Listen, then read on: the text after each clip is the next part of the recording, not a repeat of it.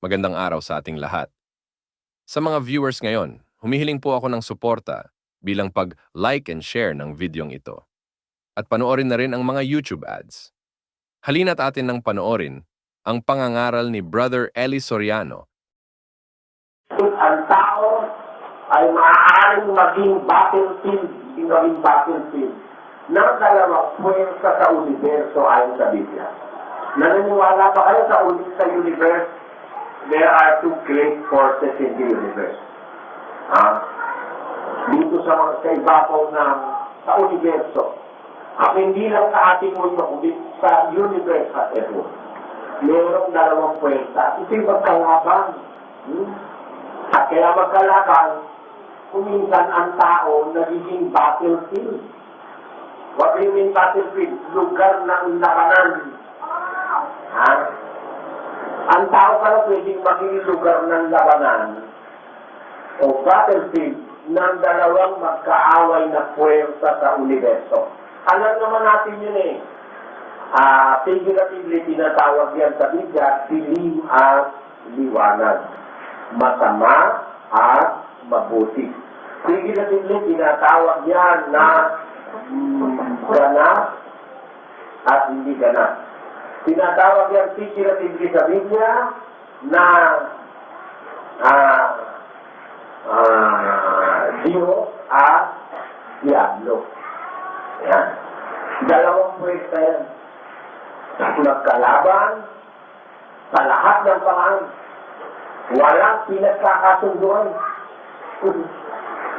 Sinabi, ang dalawang puwersa ito hindi nagkakasundo kahit kailan. Do you agree? There is no point of reconciliation. Between these two forces in the universe, there is no form of an agreement. In any manner, there is no manner possible for these two forces in the universe to agree or to reconcile with each other. Laging magkalaban ito. Ito'y ang Diyos at ang Diablo. Yung dilim at yung liwanag. Yung mabuti at yung masama.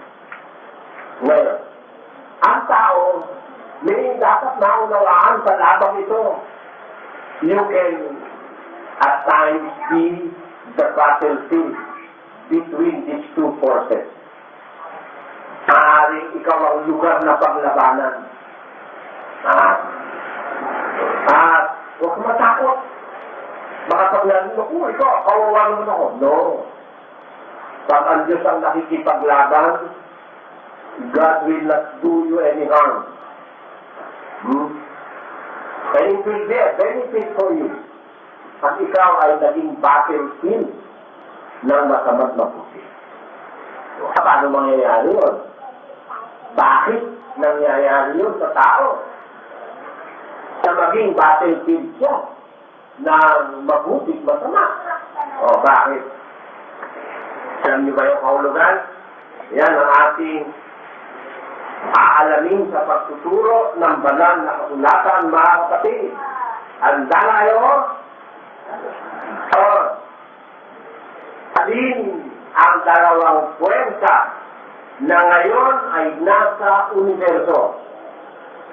Nandito ito sa universe. The totality of the created things. Nandito yung dalawang puwersa na yan. It is a reality that we have to admit.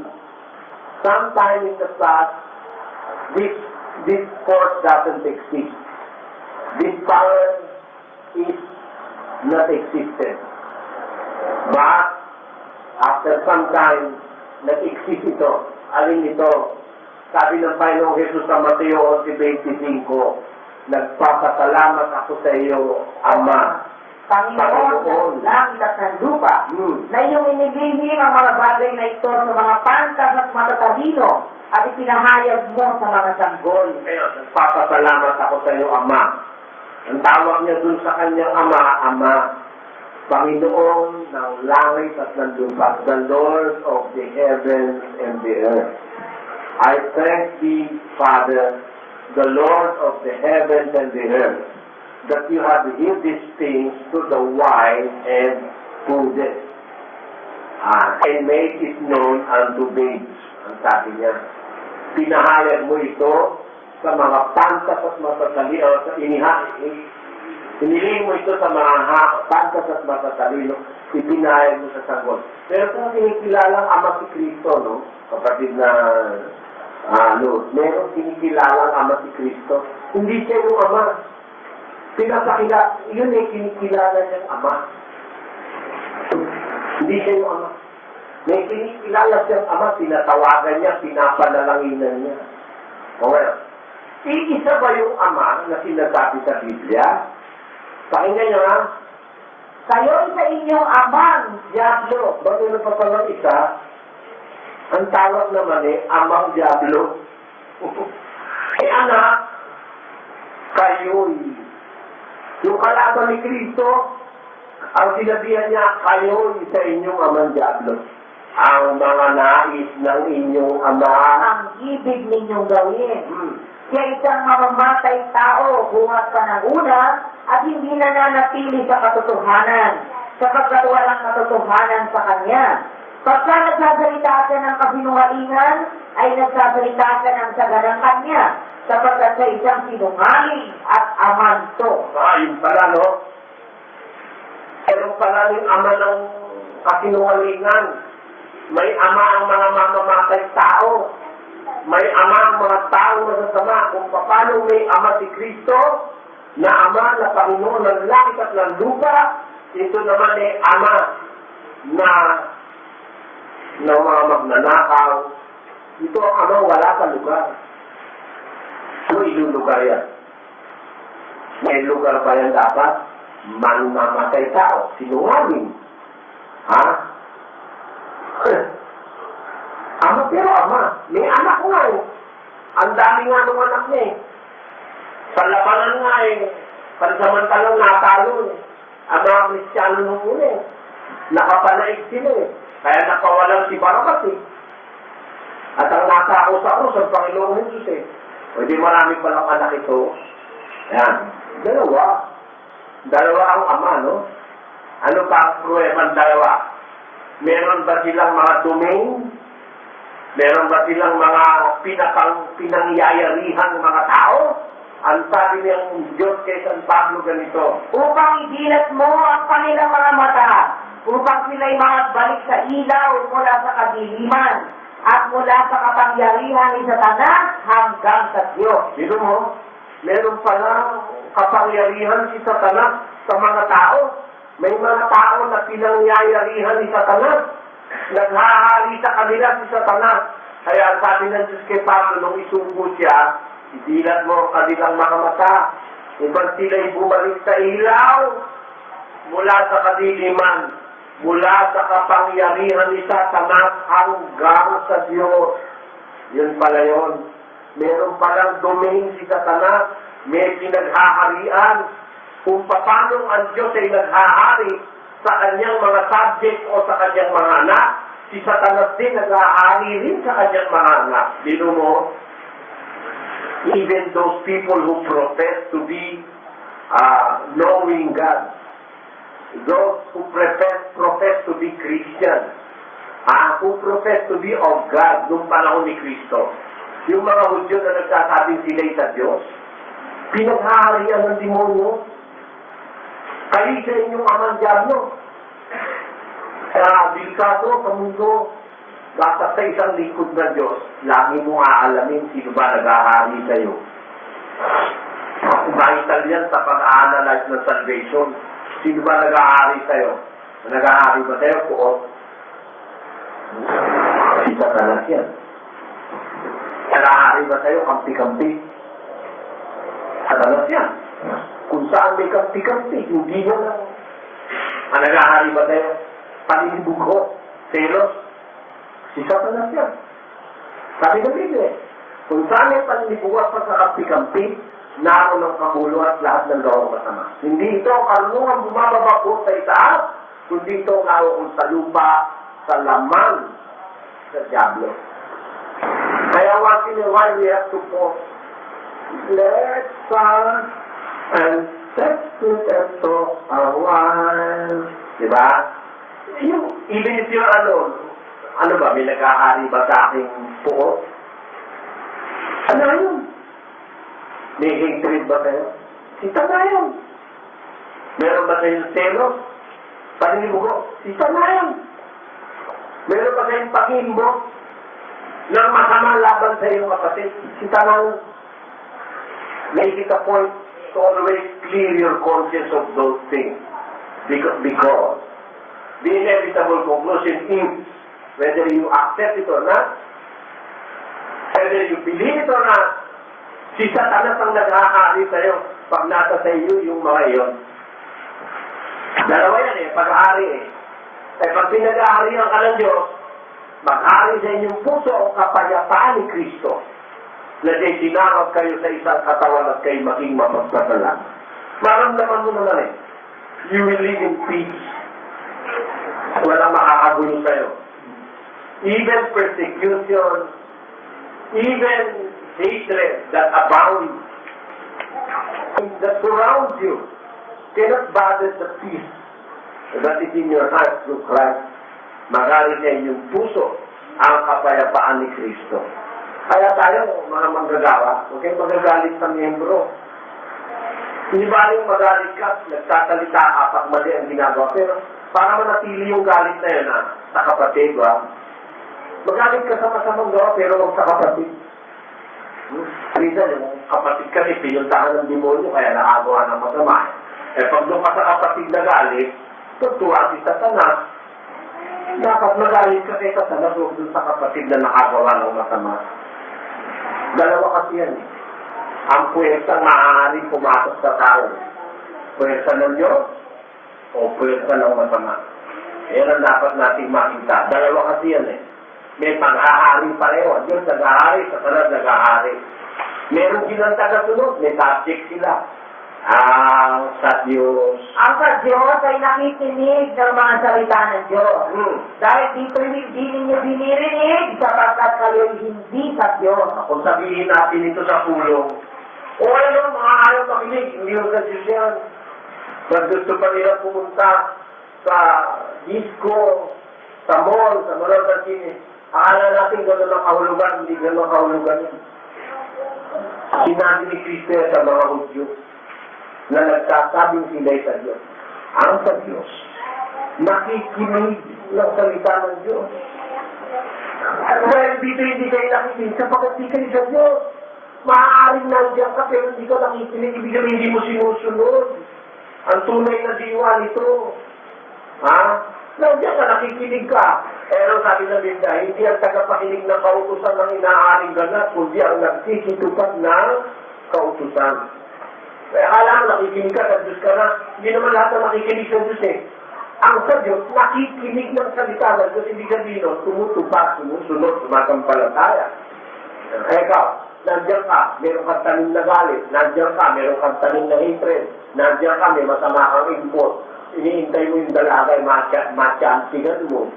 O ikaw naman dalagay, nag-iintay ka rin makachansin. Kasi ngayon, parang wala nang discrimination. Noong araw, I can discriminate between a man and a woman. Mas maraming lalaki na bumuwersa. Ba ngayon, sa nararanasan ko sa karanasan ko sa iglesia, may mga babae na rin na bumuwersa. Sumusunod sa CR, titindi. Kaya both ways maaaring mangyari. Kaya mag-iisip ka, kapatid. Tignan mo muna, nakikinig ka ba sa salita ng Diyos? Ang sabi kasi nakikinig sa salita ng Diyos kaya ayaw ka makinig dahil sa demonyo ka. Yun ang kahulugan mo makinig ka man, makinig mo sinusunod. Dahil ang kahulugan ng pakikinig sa Biblia at pansunod. Yan dapat yung maintindihan. Yung ayaw makinig, ayaw sumunod, sino sinusunod? Sapagkat ang mga iba ay nagsibahing na sa hulihan ni Satanas. Ngayon, sumunod na sa demonyo. Ang mga iba, nagsibaling na sa hulihan ni Satanas. Ayun ang kanilang ginawa. They are now of the devil. Sumunod na sila. Sa huli ako sinabi, Sa hulihan isa sa natin, tagasunod ka na ng demonyo, di ba? Ang leader mo na sino? Si Satanas. Kasi kung sa Diyos ka, sa hulihan ka ng Diyos, hulihan ka ng Diyos.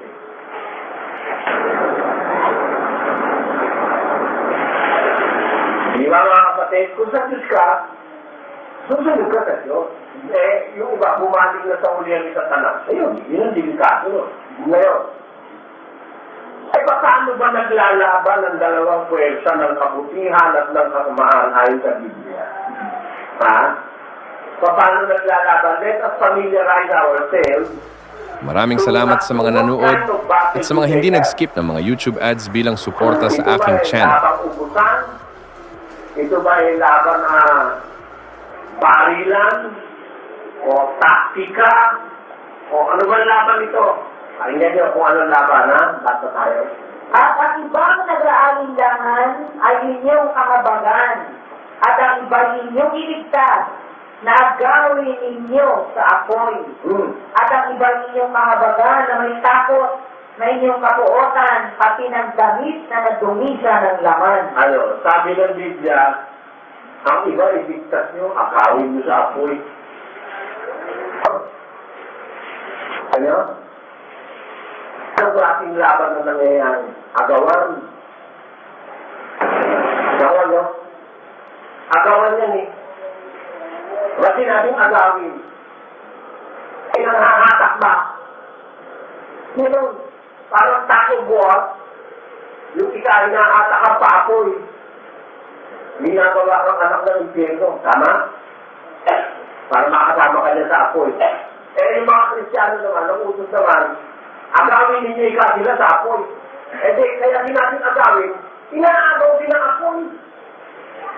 Sino ngayon dyan mga kapatid at manggagawang gustong maagaw ng apoy? Ano kapatid, inaagaw ng loko eh. Ng kalayawan, ng pamamahal sa pera. Huwag namang mangyari kay Doren na maagaw ka ng apoy. At tungkulin natin, huwag magpaagaw. Tungkulin natin bilang Kristiyano mang-agaw ng papunta sa apoy. There is a tug of war. Merong pang-aagawan na gaganap sa mundong ito. Sa dalawang puwersang narito, agawan ang nangyayari. Alam niyo naman pagka sinabi yung salitang agawan. Sige, papaliwanag ko pa ba sa inyo? Alam niyo, agawan. Yung agawan, palakasan yan, palamahan yan, unahan yan. Sabat ka pa uuna. Makikipag-agawan ka, hindi po pwede yung dadating ka alas 8. Eh, alas 7, agawan. Eh, pagka alas 7, agawan, dadating ka alas 8, walang matitira sa'yo. Diba ka? Ay, bigyan niyo ba ako, mga kasama? Wala kasi doon sa talata yung ating sinasabi. Pero ang diwa nga doon, agawin niyo sa apoy. Ang pagliligtas, pag-aagaw ng tao sa apoy. Bakit? May nag-aagaw sa tao para dalhin sa apoy. Yun ang puwersa ng kasamahan. Yun ang puwersa ng demonyo, mga kapatid. Naaagaw ang tao madala sa apoy. Kaya sabi, kaawaan nyo, agawin ninyo sa apoy. May agawan. Diba? May tago buwan. Ang katunayan, yung isang asang-akan ng Diyos na pangunahin, alala niyo si San Pedro? Di ba pangunahin sa mga apostol yan? Pangunahin sa tinawag ni Kristo. Ha? Inta. Nakikinig kayo? Siya ang unang-unang Kristiyano. Unang tinawag. Si Pedro, si Simon. Unang-unang Kristiyano yan. Kaya kung yan ay unang-una na tinawag, hindi unang-unang Papa sa Roma, ang unang-unang Kristiyanong tinawag ng Panginoong Jesus. Ngayon, kung siya unang-una, malaki ang kinalaman niya sa pagtatatag ng katwiran ng Diyos sa Israel, anong ginawa ni Simonyo sa kanya? Pakinggan niyo. Simon, narito, hiningi ka ni Satanas upang ikaw ay maliglig niyan gaya ng trigo. Ayon, Simon, hiningi ka ni Satanas para maliglig ka niyang gaya ng trigo. At nakikita niyo yun, ha? Bigyan ko kayo ng a bit of wisdom. Ano? Para makiyak ng Diyos na tapat ka, minsan ipinapaubaya ka. Hinihingi. Diba yun, fasting? Saan mo sa Greek? Hinihingi. Hinihingi ka sa talas. Para maliglig ka siyang gaya ng trigo. Naku, miliglig. Inaano ka talaga, inaatak si Pedro. Ha? Hinihingi ka ni Satanas para maliglig ka niya gaya ng trigo. Kung ginamit na sa salitang hiningi, ha? Hindi natin mga kapatid, o? Kaya, ha? Demand si Satanas for trial. Yung pala kaulo ka nun, demand for trial. Exaiteomai. Yun ang Gregong katulan, katumba. Demanded for trial. Seryo? Ang Diyos kumapayag na eh. Para talagang katakanin sasabihin ng mga tanga. Alam na ikalan Diyos lahat ng bagay. Pero ipapaubaya ka kay Satanas sa sandaling panahon. Kung alam mo ng Diyos eh, magpapaubaya kay Satanas, murmuro. Totoo talaga bang mayroong gano'n? Pinapaubaya ng Diyos kay Satanas para matrial ka? Sa Apokalipsis meron nun eh. 2G. Bata. Pag mong katakutan ang mga bagay na iyong malapit ng tiisin. Narito, malapit nang ilagay ng dyablo ang ilan sa inyo sa bilangguan upang kayo'y masuko at magkakaroon kayo ng kapighatian 10 araw. Magtapat ka hanggang sa kamatayan at bibigyan kita ng putong ng buhay. Matibay ang sigmura ng demonyo, no? Ang paraan pala ng Diyos, mabuti nga, i-teksto natin yan. Kumapayag ng Diyos na ibigay ka sandali kay Satanas eh. Para matiyak ng Diyos na lahat na kakasamahin niya sa paraiso, approved, tested. Ngayon, di Satanas naman, kung hindi makakapasa, kumbaga takulan siya ng basura, kapal ng pagmumukha, no? Matigas niya si pura niya, no? Lahat ng pinagpilian, yun ang kinukuha ni Satanas. Kasi ang tao, Kristiyano, kinukuha, binibigay ng Diyos ang dali para matesti. Ano sa katapat eh. Bigay kayo ng dali. Sige. Kita gusto mo babae. Sige. Tingnan natin, test nga kita. Kung ipagpapalit mo ko sa babae, pinagpalit mo. Bahala ka. Di ba kung nadapa lang ng kapirato eh. Diba? Naintindihan niyo ako mga kapatid? Maaaring nadapa ka eh. Maaaring mangyari sa Kristiyano kahit sino sa atin. Pero yung magpakabuyo ka lang talaga, iwan mo na tungkulin mo dahil sa babae. Mahirap yun. Tinesting ka eh, nagpasubo ka naman. Ayan. Eh, sabi na Biblia, merong ganong pangyayari. Pero kasing agawan eh. Ang puwersa ng masama at ang puwersa ng kabutihan. Minsan, pumapayag ang Diyos na mahawakan ka ng demonyo, maliglig ka kagaya ni Pedro. Pero, sino si Pedro? Maraming pagkakataon gustong ibagsak ng demonyo. Pero talagang totoo siya. Yung sinabi niya, hanggang kamatayan, Panginoon, di ako iwalay ko. Eh, kinuha ng demonyo ng liglig. Kasama ka niya, no? Hindi, hindi mo kilala yan. Ano, kasama ka? Hindi. Isa, ikaw, kasama ka, no? Tangina, sinabi ko na hindi. Di ba? Nakatulad eh. Nagmura si Pedro, kapait-paitan eh. O, hindi ko masyadong mapait yun eh. Mas mapait yung ginawa ni Pedro. Pero pagkatapos noon, ano nangyari? Si Pedro ba ay tumalikong na lumos? No! Pwede sa lang ng sirkumstansya yun. Pero after that, nanindigan siyang may katapangan sa pagtataguyod ng aral ni Cristo. Masaktan man ang kahit na sino, nagsasalita siya. Salasanin niyo lahat sa tambumbay ng Israel na ginawa ng Diyos sa Panginoon at Cristo itong Teso na inyong ipinako sa krus. Nang marinig ito nila, nasaktan ang kanilang puso at nagsabi, mga kapatid, anong nararapat namin gawin? Magsisi kayo at magbautismo. Di ba si Pedro may sabi mo? Meaning, after all those things have been said and done, doon pa rin siya sa side ni Cristo. Although, nahawakan siya para ligligin sa tanas, hindi pumayag si Pedro habang panahon siyang sumunod at magpainuhod sa kapritsyo ni Satanas.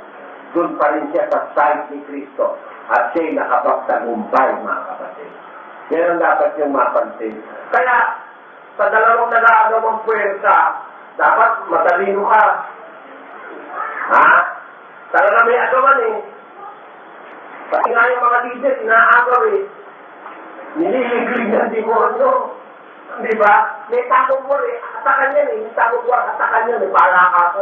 Di ba? O ano ang huling-huling agawan? Eto pa. Sapagkat ang Panginoon din ang bababa mula sa langit na may isang sigaw, may tinig ng arkanghel at may pakakat ng Diyos. At ang namatay kay Kristo ay unang mga bubuhay na maguli. Kung magkakaroon tayo ng mabubuhay na nangatitira, ay aagawin kasama nila Hindi sa ka mga naman mga hindi na sabi ng mga born again rapture, hindi lang nila naintindihan. Yun ang final na agawan. Aagawin kasama nila sa alam. Ba't aagawin? Tanong nyo, ba't aagawin? Ba't ginagamit yung salita aagawin? Tingnan mo nga kung anong salita yung aagawin dyan. Aagawin kasama nila sa mga alapaap ang aagawin. There's a force. May magpapahamak pa bago yung agawan na yun. Yung huling pag-agaw at bubuhay na yung mga patay, pati yung buhay, pagkasamahin, aagawin. Kasi may puwersa ng kasamaan.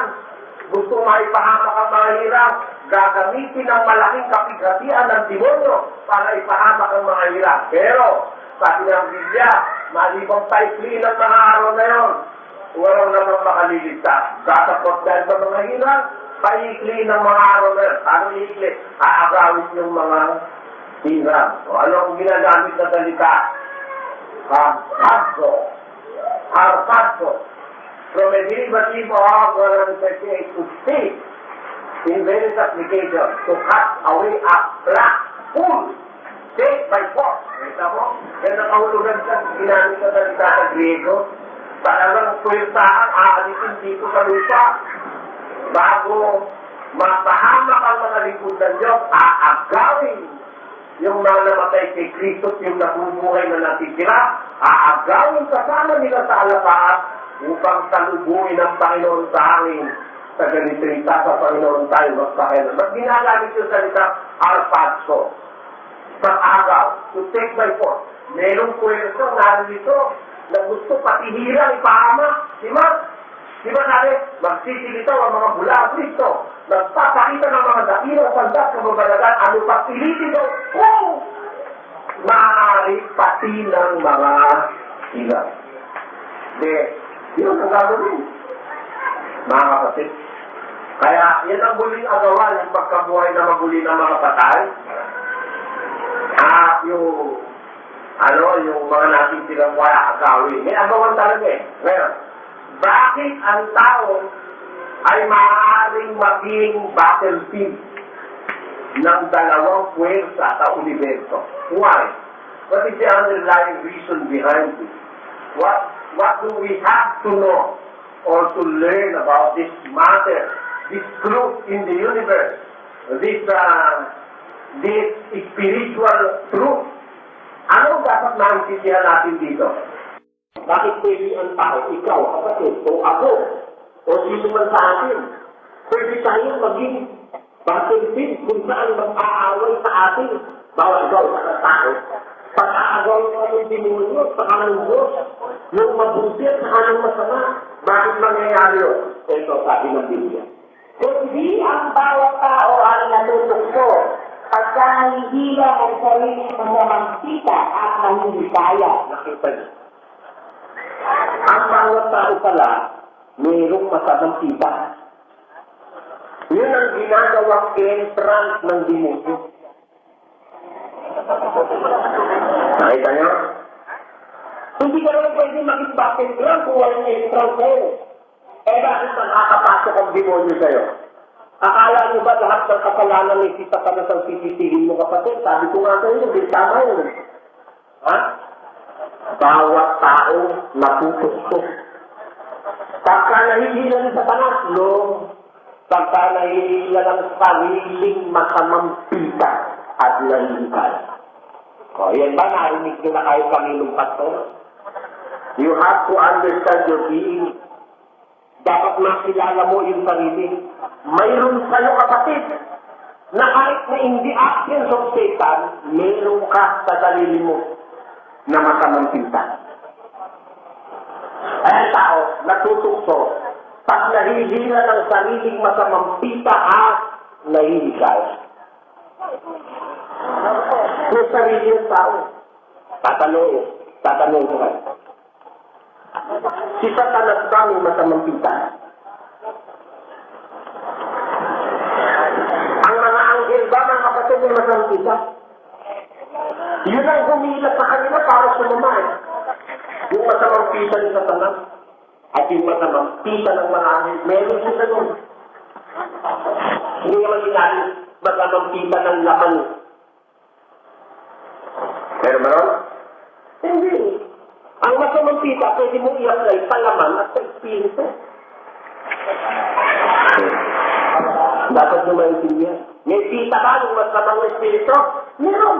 Kaya nga nakasawa ng anak ng mga babae ng mga tao sa sais ng Hinesis. Meron bang natunjuk kay Satanas para gumawa ng masama? Wala. Eh ba't siya sumama? Dahil nahila siya nung kanyang sariling masamang pita. Kasi yung ayaw nagsisisihin mo sa pagsama ng demonyo. Hindi naman ng Diyos. Imposible. Never. Pero siya sumama. May humila sa kanya. Meron siyang pita eh. Kahit na sa espiritu, may pita siya. Matindi nga yung pita nun eh. Oo. So ngayon, tao, bakit tayo sumasama? Hindi ba tayo nakakagawa ng mali? Kasi meron tayo masariling masamang pita. Hindi kaya tayo nun. Kaya dapat you have to know yourself. Alalahanin mo, meron ka kapatid binhinon. Lagi mo lalabanan yun. Yung masamang pita ng iyong sarili. Okay, pag hikayat ka nun, makakapasok ang demonyo ngayon. Yun ang entrance niya eh. Wise ang demonyo eh. Ha? Wise yan. Ihilahin ka doon sa masamang pita mo. Yun ang target niya eh. Ha? Bawa, mahina ka, ang pita mo, matinding pita mo sa babae. Meron tao, mapagkakatiwalaan mo sa pere. Pag sa babae, pakpakin. O, di ba? Eh doon, papasok ang demonyo at papailan ka ng babae. Baka naman, ang kahinaan mo sa lalaki, doon naman papasok ang demonyo. Ipaparada sa harap mo, mga pogi. Ha? Ayan. Di ba? Kaya, kung apat alam mo yung kahinaan mo, andun yung pita mo, mag-ingat ka rin kapatid, baka makapasok. At kung minsan nga mayroong tao, talagang pinapapasok, so paano hindi magkakaroon ngayon ng duelo o paglalaban within your being? Kaya nagkakaroon ng duelo within your being, pinapasok mo kasi yung masama eh. Kung hindi mo lang pinapasok, wala kang problema eh.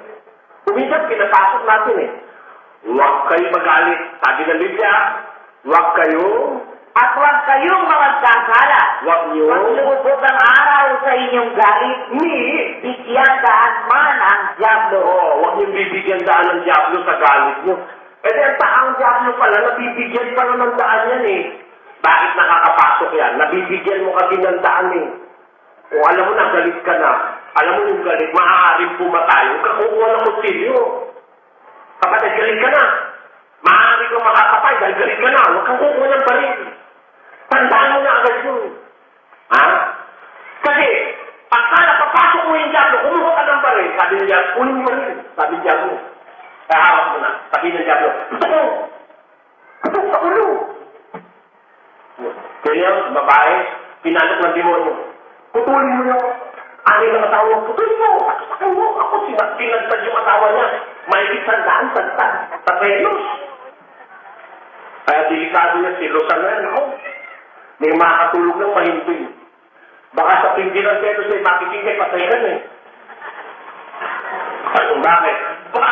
Ay, pinapasok ang demonyo eh. Maniwala. At tatantan, ikapuputulang ka pa ng mag-aari. Meron nagkelo sa asawa niya yung babae. Inati eh. Alam mo saan yung pitang atiin? Doon sa ari ng babae. Inati. Pataas na baba. Sa pindi ng setos. Di mo nyo kasi yun eh. Kaya pag nagagalit ka, sabi na Biblia, huwag mo pabayaan lumubog ang araw sa galit mo. Huwag mo bigyan daan ng diablo. Kasi pag binigyan mo daan, makakapasok sa'yo eh. Pero sometimes, kahit hindi mo naman bigyan ng daan, meron namang noble purpose ang Diyos eh. Naalala niyo si Job? Makasalanan ba si Job, mga kapatid? Matuwid siya. Tingnan niyo sulat kay Job. Isang lalaki. Isang lalaki sa lupain na na ang pangalan ay Job. Ang lalaking iyawan ay sakdal at matuwid. Why of all the books of the Bible, di nyo napapansin, ipapapansin ko sa inyo. Bakit sa lahat ng libro sa Biblia, ang introduction nito pumapapur agad kay Job. Bakit ini-introduce siya isang lalaking matuwid? Bakit? Kasi pagbabasa mo na aklat ni Job, mapapagkamalian mo ang gaya ng pagkakamali ni Eliphaz at saka ni Bildad at saka ni Zophar. Akala nila masamang tao si Job. Nagkamali agad yung tatlo eh. Tatlo yun ha. Kaya sa introduction pa lang ng Book of Job, pinakikita na matuwid na tao si Job. Pero how ka na nagduelo ang masama at magluti sa katauhan ni Job? Naging battlefield si Job in the direction of it. Bakit nagkaganon? Kasi merong gustong patunayan ng Diyos kay Satanas. Na mali siya. Akala ni Satanas lahat ng tao ay nakukuha sa pakinabang at lahat ng tao ay kaya niyang ihiwalay sa Diyos. Napansin mo ba ang aking lingkod na si Job? Walang kaya niya sa lupa. Nung mabasa ko yun, salamat. Amen. Agree. Panginoon Diyos, agree. Bakit? Talagang walang gaya niya sa lupa. Anong klase niyo? Na natatakot sa Diyos at humihiwalay sa kasamaan. Bakit niya sinabi agad na gano'n? At ako naman agree ako ron kasi mahirap kunin yung ano niyo. Mahirap yun. Baka magkakasagdasag ang mukha mo kung nangyari sa'yo. Saka subaso-baso. Hindi mo mamatay na at ang anak mo. Maalis lahat ang pag-aari mo. Sino kaya katagal ng gano'n? Tapos magkakasakit ka na, hindi mo alam kung gagaling ka pa kung hindi na. Yun ang punto ni Satanas eh. Gusto niya ipakita sa Diyos na kaya niya lahat ng tao. Gusto na Diyos patunayan siya na mali siya. Bakit? Ako gusto nga ng tao, alam ko kung ano kapasidad ng ginawa ko, no? Alam ko, kilala ko siya mula ulong pa. Ay, pakinalis mo kanya tinatakil, tatakwil kaya. Sige. Tamo, di ba dyan ito lalitaw, naging battlefield siya? Ano? Sige. Bahala ka na sa tinatakil niya. Pinatay ang lahat sa tanong, patay lahat ang baka, puga, kabelyo, etc. Ang hindi lang inulat yung mga butiki ni Job eh. Yan, patay lahat. Pati anak ni Job, patay lahat. Ang natira asawa, daltalera. Napansin mo ba ang aking lingkod na siya? Sa kagaling sa tanan, sa pagmamanik manaog ko,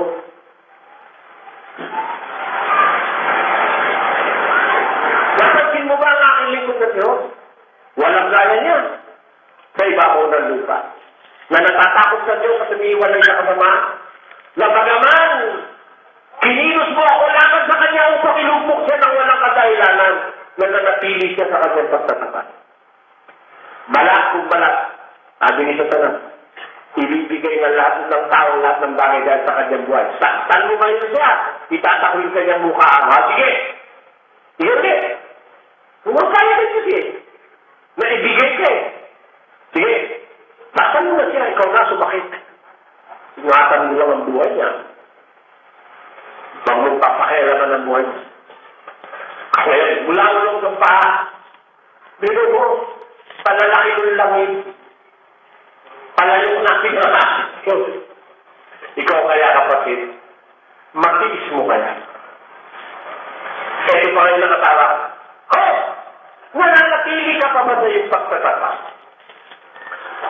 Itakwil mo ang Diyos mo at mamamatay ka na. Eh ano ang sabi niya? Oh, nagsasalita ka gaya ng isang hangal na babae. Tatanggap ba tayo ng mabuti sa Diyos at hindi tayo tatanggap ng masama? Sa mga salitang ito, hindi naskasa na siyo sa kanyang mga anak. Matindi, wala tayo ng aligkingan. Siyo, mahirap makuli-kuli yung pasay kaya eh. Bakit pala naman ito eh? Walang kamalay-malay si Jehovah. Hindi niya pinapasok ang demonyo. Binigyan ng Diyos ng permiso ang demonyo pumasok sa buhay niya. Wala siyang malay. Ano nangyayari sa kanya? Kaya basta uli, sabi niya, Panginoon, hatulan mo ako. Timbangin mo ako sa makwid na timbangan.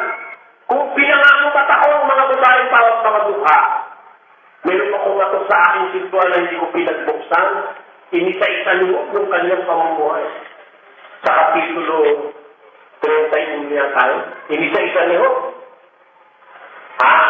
Kung pinayaan ko walang dala-dala ang ulila at ang babaeng bao, kailan may umatok sa akin ulila at babaeng bao, pinayaan ko ba silang walang dala? Timbangin mo ako sa makwid na timbangan. Ako, nagre-reklamo na siya. Meron na siya konting ano lang.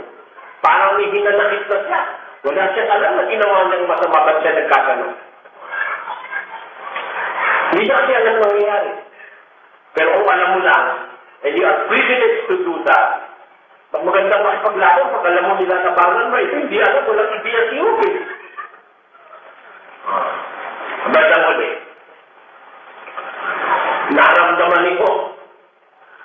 Nung lumapit na yung mga kaibigan niya, nagsasalita, pinararatangan siya masama. Tapos pinararatangan pati Diyos. Pinagtanggol na yung Diyos eh. Di ba? Basahin niyo po ang kasaysayan ng mga Diyos. Pinagtanggol niya. Pati ang Panginoon, dun sa mga kaibigan niyang nagpaparatang sa Kanya. O ano nangyari? Dahil dito, pinagpala ang huling wakas ni po. At tayo, binigyan siya ng mga anak na lalo magaganda.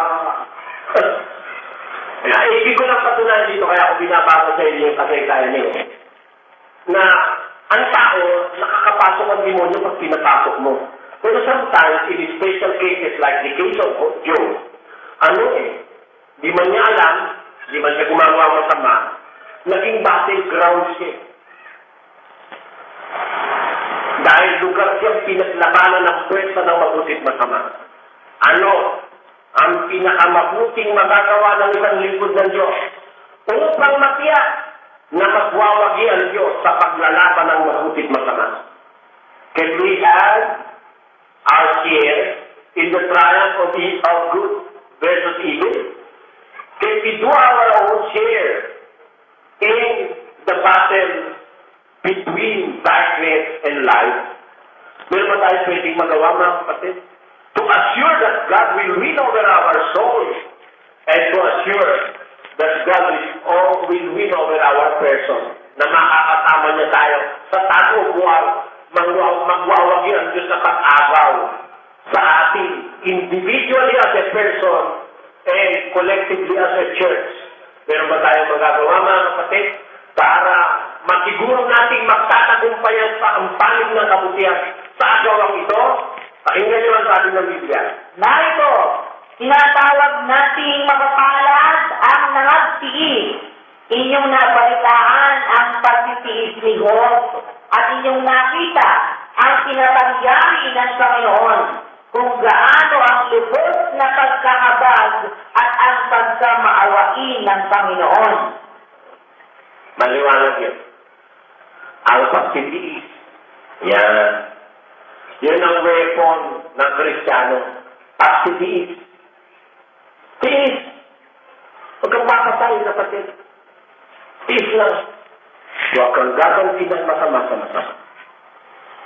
Talagang yung kaaway na gutom, sakaling mo.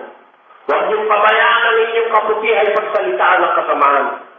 Dahil ninyo ng mabuti ang masama. Maraming mga aral na pwede tayong consider. Mananalo ang Diyos. Sa katauhan mo kapatid, mananalo ang Diyos sa pakikipagagawa. Magtatagumpay ang kabutihan sa'yo. Kailan? Kung tayo magtitiis, napalitaan ninyo ang pagtitiis ni Job. Bakit nagtagumpay ang Diyos o ang panig ng kabutihan sa katauhan ni Job? Dahil pa siya'y nagtiis. Walang kapareho ang magagawa ng pagtitiis sa ating magkakapatid. Ang magtitiis ay magwawagi doon sa Kanya. Bakit? Kasi yung pangulang pagtitiis, kasama sa kaloob yun. Ang alam ng iba, ang kaloob pera, prosperity, good life, abundance. Ayan ang aral ni Kibuloy. Yan ang aral ng mga tarantadong pastor ng demonyo. Kaya sa Biblia, anong aral ng Biblia? Pagtitiis. Ano yung pagtitiis? Baka Sapagkat sa inyo ipinagkaloob, kaloob ito pwede ipinagkaloob, alang-alang kay Kristo. hindi lamang upang manampalataya sa Kanya, upang magtiis din naman alang-alang sa Kanya. Dahil yung palang kaloob yung pagtitiis, kaloob din yun di ba? Kaloob yun. Pwede pinagkaloob. Hindi lamang managpalataya kayo kay Kristo, kundi pagtiis din naman. Alang-alang sa Kanya. Kaloob yun ng Diyos. Kaya kung meron kang pagtitiisan, pinagtitiisan mo yung kapatid mo, magagalit ka. Hindi magalit ka. Panginoon, salamat po. At binigyan mo ako ng titiisin. Sabi ko nga yung mga kasama ko sa buhay ko minsan, talagay ko ako sa pagtitiis ko sa inyo. Sa inyo ka lang, baka maligtas na ako. Alam mo bakit? Dinigdig yung hipon. Digdig na. O sige ka ako. Salain mo dun sa salaan. Dinulok pa yung salaan kinala yung hipon na tinigdig. Nilagay sa salaan. Sinala nga, pinapat sa gripo. Hinugatan mo ng hipon. Tumakas lahat yung sabaw ng hipon. Kaya tinibalang, asa makakawin? Sabi niyo po, salain ko sa salaan. Ano ginawa mo? Tinapag ko po sa gripo, hinugatan ko. Sabi ko, natingalanan ako sa langit. Mahirap pisin yun.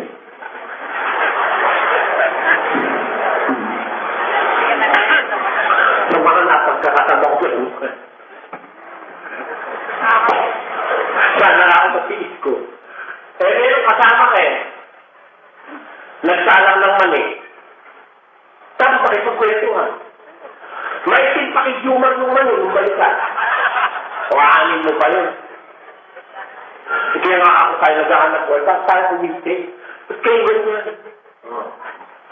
Kaya diba? Magpipiliti ang alam ba yung tubig?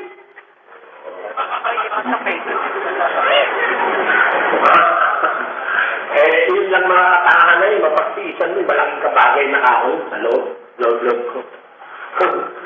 Kaya kayong magagalit, mga kapatid, pag meron na kayong titiisin sa kapatid, kapwa manggagawa, sa pag-akay sa kapatid, habang bumibigat, habang sumasakit ang loob mo, Nagsisiis ka, huwag kang magagalit. Matuwa ka kapatid, kaloob ng Diyos yung may mapagtiisan ka. Dahil sa pagtitiis mo, doon ka magiging dapat sa Diyos. Sabi ng Biblia, ang magtitiis hanggang wakas, siyang maliligtas. Kaya tayo, we have no reason to blame anybody. Wala tayong naitadahilan para magwala ka sa buhay. Wala. Habang bumibigat ang laban, may pagtitiisan kayo. Yun ang pagtitiis. Yun ang hakbang papunta sa langit. Those are ladders. Those are steps in the ladder that you are going to use para makarating ka sa langit. May magtitiisan ka. Magtitiis ka sa mga MIT mo. Magtitiis ka sa kapwa mo ng galaw, magtitiis ka sa libro, pinagsasabihan ka, di naman totoo, pinagkakamalian ka. Magtitiis ka sa asawa, magtitiis ka sa anak, magtitiis ka sa kapatid, magtitiis ka sa pagtupag ng utos, maghapon ka magtitiis sa kasalamat, o ano, kasi pinagkaloob, alang-alang ito, hindi lamang upang manampalataya sa kanya, hindi magtiis, di naman alang-alang sa kanya. Kaya pag nagtitiis tayo, huwag tayo magwawala, huwag tayo malulungkot, huwag tayo mabubuisip. Tandaan mo ang pagtitiis ay dapat mong ikagala. Diba? O sino ngayon na magwawala? Pag nahihirapan, sino magre-reklamo? Yun nga ang pinakamaganda eh. Kaya ako, kung magagawa ko lang mag-isa, ako, hindi ako kumikibo. Hindi ako naghihili na. Kayo naman, hindi. Basta kaya kong gawin. Kaya lang ako tumatawag ng assistant, mga uutusan, pag hindi ko kayang magawang mag-ina eh. May kausap ako. Paano naman yun? May kausap ako, hindi ko maiiwan eh. Nagte-text ko kung tawa, hindi ko naman magagawa. Ikaw naman kumarap doon. Pag may mas mahal ka, when I have to choose between two things. Pero natutunan ko sa buhay ko yung kaya ko, magagawa ko, kahit napabayaan mo ko, payag ako. Nasa kayo naman kasi ang Kristiyano hindi pinipilit eh. Ang Kristiyano gumagawang mula sa puso ng kalooban ng Diyos. Ang kanyang sandata, pagtitiis. Bayaan mong maglaban ng mabutit masama sa pagkatao mo. Magtiis ka lang na huwag gumawa ng masama. Magtiis ka sumunod. Magtiis ka, magparaya ka. Nasa iyo na ang susi ng pagtatagumpay. Alam niyo mga kapatid, walang kasing dakila ang aral na naririnig niyo sa samahang ito. Sa Diyos gano'n niyo. Nagmumula yan sa isang malinis na puso na nagtatapat sa inyo ng buong katotohanan. Ayaw kong purihin ang aking sarili, mga kapatid. Pero mula yan sa isang puso na ang hangat ay maakay kayo sa pagiging tapat sa Diyos. Lalo na ang ating mga kapatid na inaaralan sa tuwing tayo magkakatipon. Kaya, pagpilitan nyo, pagbalik-balikan nyo ang mga teksto, tingnan nyo yung mga diwa ng Biblia. Kung meron bang diwang ligaw na itinuturo sa inyo, o ang diwang ito ay aakay ba sa inyo papunta sa kaharian ng Diyos na walang hanggan. Nasa sa inyo ang pagpapasya, hindi kayo magkukulang ng anumang mabuti. Makinig lang kayo ng makinig. Maraming salamat sa mga nanood at sa mga hindi nag-skip ng mga YouTube ads bilang suporta sa aking channel.